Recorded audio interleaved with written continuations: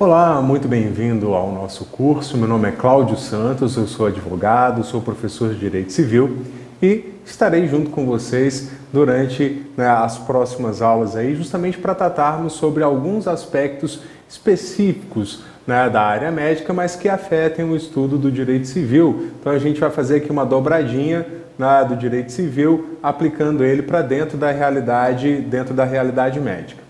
Mas para a gente começar a nossa conversa, para introduzir a nossa disciplina, primeiro uma coisa, e vocês vão saber disso muito melhor do que eu, é uma afirmativa, né? O médico ele é essencial para a manutenção da vida humana. Eu acredito que ninguém tenha dúvida dessa afirmação. Contudo, pessoal, e por que eu estou começando para dizer isso?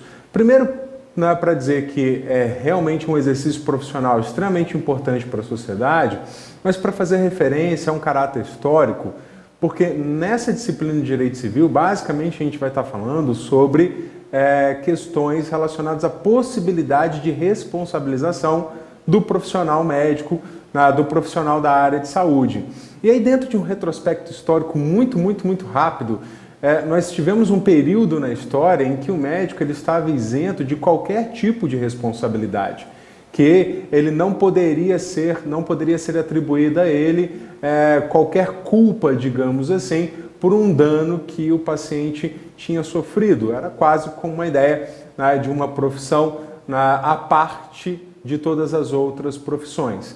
Porém, nesta evolução histórica, houve um dado momento em que os médicos começaram a ser responsabilizados pelos seus atos.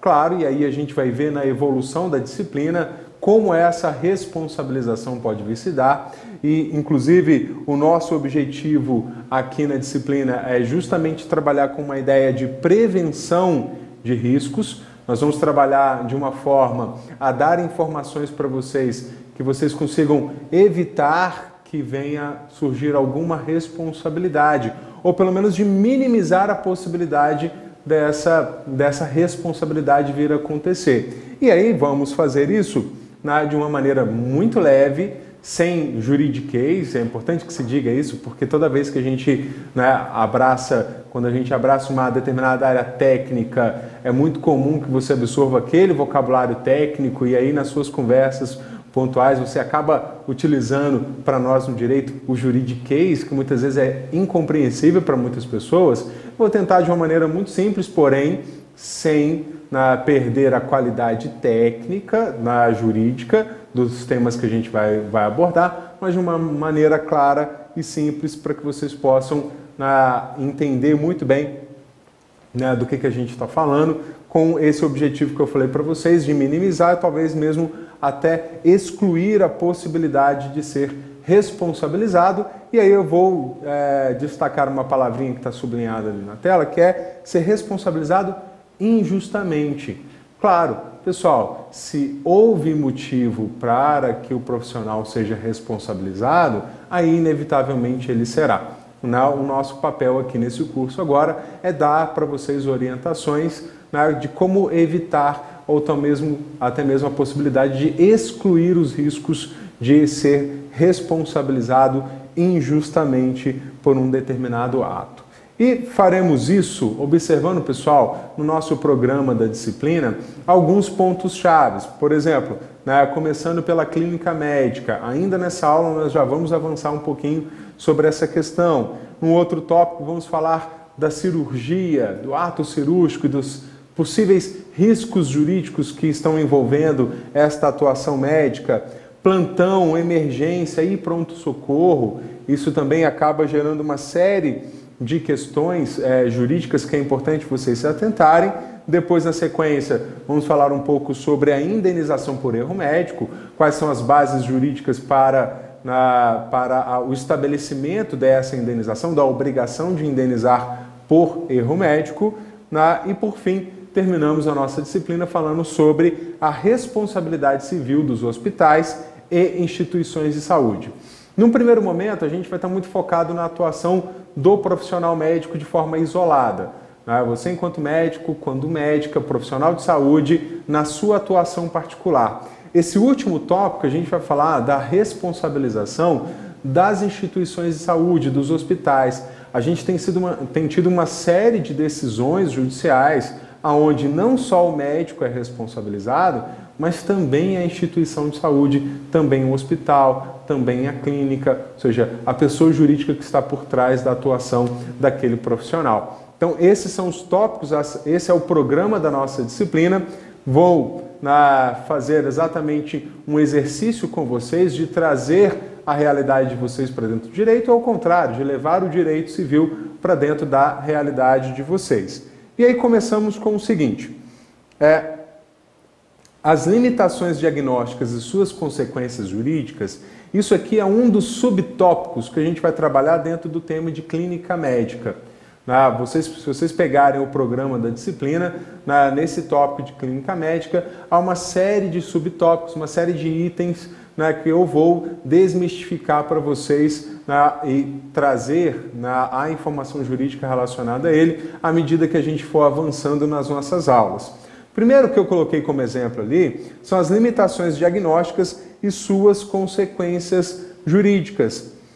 Pessoal, pensem o seguinte, quando a gente fala de responsabilização, ou pelo menos se nós formos pensar na nossa conduta enquanto profissionais, tanto eu como advogado, vocês como profissionais da área de saúde, como médicos e médicas, a nossa conduta ela é direcionada por normas tanto de conteúdo ético, tanto de conteúdo legal. Essas normas, em algum momento, elas vão se encontrar. E eu vou dar 2 exemplos para vocês aqui. O primeiro deles, com relação à conduta médica prevista lá no Código de Ética Médica. Eu destaquei 2 artigos aqui do Código de Ética Médica, acredito que vocês devam conhecer muito bem esses artigos. Eles dizem o seguinte, o artigo 12 fala assim, deixar de esclarecer o trabalhador sobre as condições de trabalho que ponham em risco sua saúde, devendo comunicar o fato aos empregadores responsáveis. Esse artigo 12 está dentro de um capítulo que ele vai falar sobre o que o médico não pode deixar de fazer. Então, ele não pode deixar de esclarecer ao trabalhador sobre as condições de trabalho que impõem em risco sua saúde, devendo comunicar o fato aos empregadores responsáveis. O artigo 13 fala, deixar de esclarecer o paciente sobre as determinantes sociais, ambientais ou profissionais de sua doença. O Código de Ética Médica é um conteúdo, é uma norma de conteúdo ético, essencialmente ético.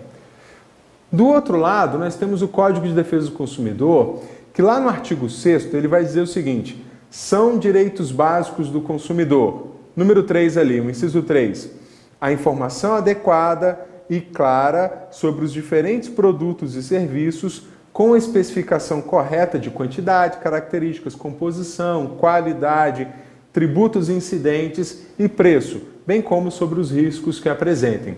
Pessoal, esse artigo 6º, ele trata de um direito básico do consumidor, que é o direito à informação. E, pessoal, toda vez que no exercício da nossa conduta profissional, a gente vai atuar, atender um cliente, atender um paciente, nós temos não só direitos no exercício dessa profissão, mas também nós temos deveres, regras, normas de conduta ética ou legal que nós devemos seguir.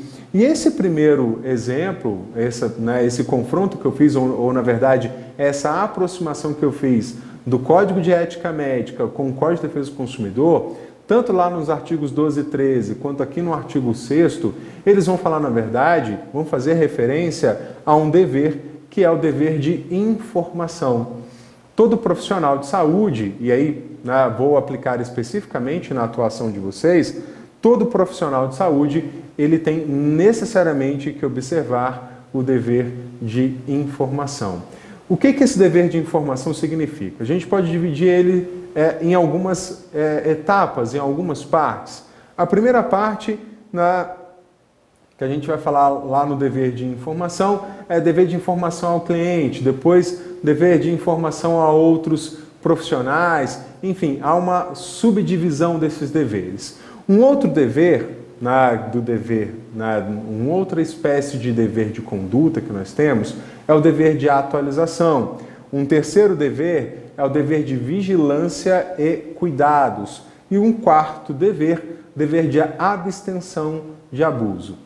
nós vamos falar exatamente sobre cada um desses deveres, começando lá pelo dever de informação.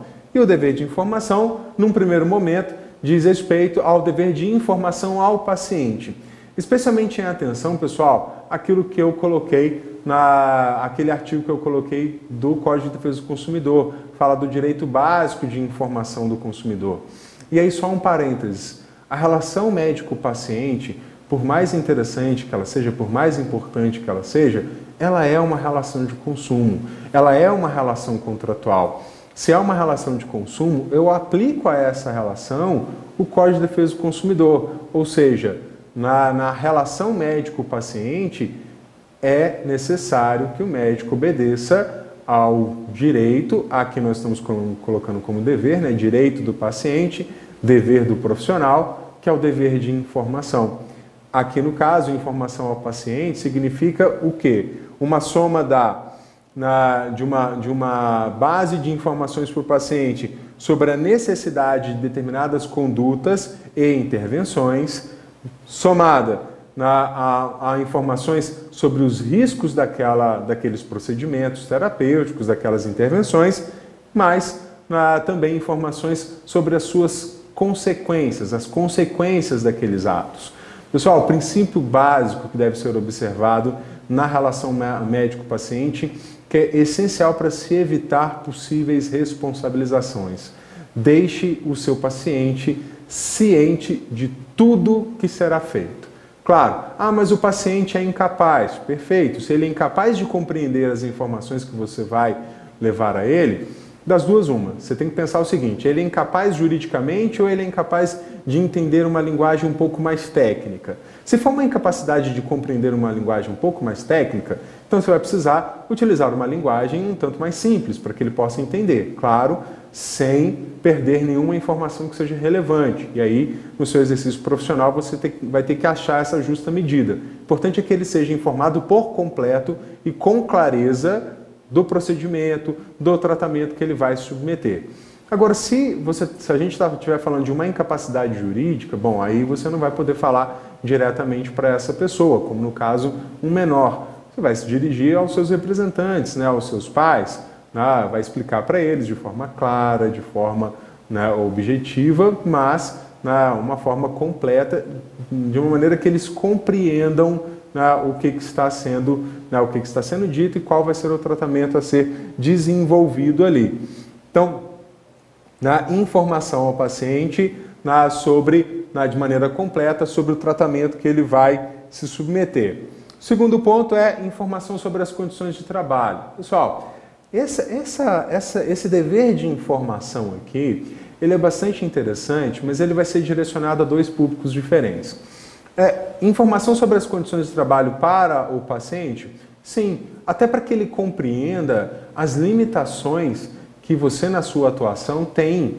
Às vezes você está lá num hospital público, por exemplo, que não tem equipamentos, que não tem instrumentos, que está superlotado, você não tem condições de trabalho, ou pelo menos as condições mínimas para que você possa exercer de maneira adequada o seu ofício. Então você vai informar o seu paciente dessas limitações que você tem, até para que ele compreenda quando você o direciona para um outro hospital, quando você direciona ele para um outro serviço público de saúde, para que ele entenda que não é negligência de sua parte, que você não está abandonando o paciente.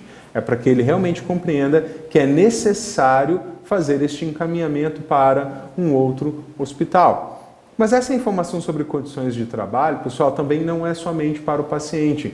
Isso também nós podemos chamar de denúncia. Você vai denunciar as suas condições de trabalho, como a gente costuma ver aí nos noticiários. Denunciar aos órgãos competentes, ao diretor do hospital, a quem quer que seja. Exatamente para que fique bem claro de que você, profissional, se porventura algum paciente vier sofrer algum dano, essa responsabilidade não seja atribuída a você. Até porque você fez os encaminhamentos necessários para que o equipamento hospitalar estivesse em perfeitas condições de você prestar o bom serviço àquela pessoa, proteger, zelar pela saúde, pela vida daquele ser humano. Então, informação sobre as condições de trabalho, tanto para o paciente quanto para terceiros, diretor de hospital, órgãos competentes. Um outro ponto ainda dentro do dever de informação é a informação registrada no prontuário. Pessoal, por diversas vezes nós vemos que há uma certa negligência, né?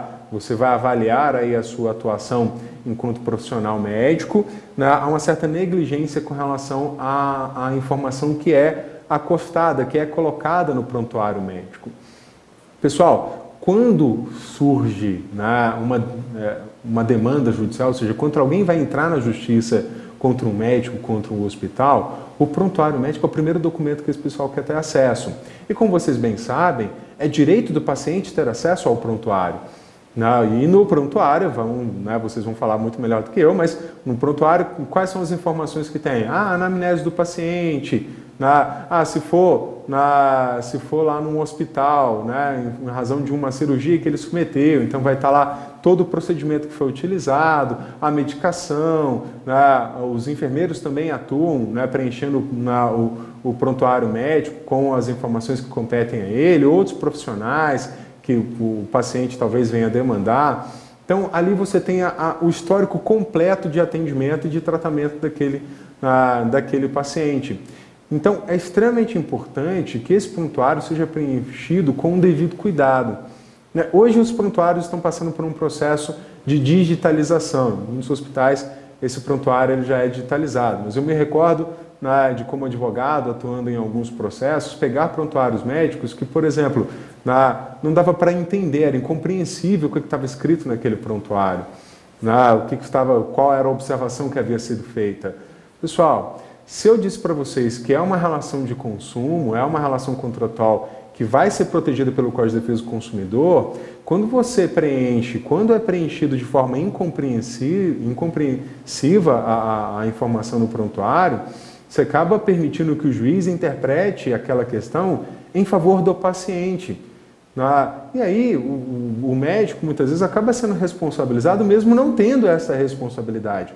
Ou acaba isso gerando uma dificuldade para ele de provar, né, o contrário que está sendo alegado pelo paciente. Então, importante que vocês enxerguem o prontuário médico não apenas como uma ficha que é importante para o hospital para cobrar os procedimentos. É só uma coisa pro forma. Não, o prontuário médico, entendam que ele bem preenchido, de forma completa, de forma clara, ele vai servir como prova, né, contra um eventual paciente que esteja processando injustamente tanto o hospital quanto o profissional de saúde, né, quanto o médico. Então é preciso que se tenha o devido cuidado com o preenchimento do prontuário. As informações ali estão extremamente relevantes. Por fim, a gente fala sobre informações a outros profissionais, aos outros profissionais. Que outros profissionais? Bom, um médico ele não vai atuar sozinho. Se ele não atua sozinho, em algumas vezes, ele vai precisar de um outro profissional, então ele vai precisar compartilhar essas informações com esse outro profissional, ou o paciente, naqueles casos que o paciente resolve mudar de médico. Então, por mais que talvez seja chato perder um paciente, jamais o médico, até por conta de um dever de informação que é estabelecido no próprio Código de Ética Médica, esse médico ele jamais deve negligenciar informações sobre o paciente para o seu colega. Claro que, pessoal, aqui é preciso que se tenha cuidado que as informações relativas a tratamento médico são o que na legislação de proteção de dados, como a legislação brasileira recente, que não está em vigor ainda, mas é o que é definido como dados sensíveis, porque são informações que pertencem a uma esfera da privacidade do indivíduo, da pessoa, muito restrita, à intimidade do indivíduo. Essas informações devem ser compartilhadas com o máximo cuidado. Então, na verdade, quando um paciente é encaminhado para um outro profissional, aí tudo bem, existe uma justificativa para o compartilhamento dessa informação. Agora, essas informações devem ser compartilhadas com a imprensa? Olha, só se a família autorizar. Se a família não autoriza, é dever do médico, é dever do profissional de saúde restringir o acesso àquelas informações.